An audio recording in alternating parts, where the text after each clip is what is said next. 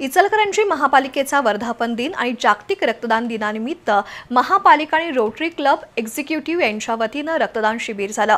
या शिबिराला उत्स्फूर्त प्रतिसाद मिळाला। शिबिरात 161 दात्यांनी रक्तदान केलं।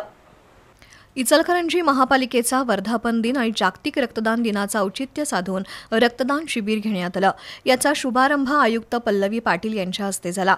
यावेळी आयुक्त पाटील यांनी स्वतः रक्तदान केलं।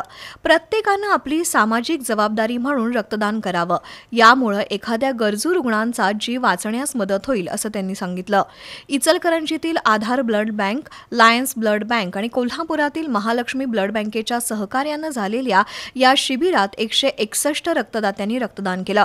यावेळी उपायुक्त नंदू परळकर, उपायुक्त अशोक कुंभार, उपायुक्त राहुल मर्ढेकर, मुख्य लेखा अधिकारी विकास खोळपे, मुख्य लेखा परीक्षक आरती खोत, सहआयुक्त रोशनी गोडे यांच्यासह रोटरी परिवार, मारवाडी युवा मंचचे सदस्य आणि महापालिकेचे अधिकारी कर्मचारी उपस्थित होते।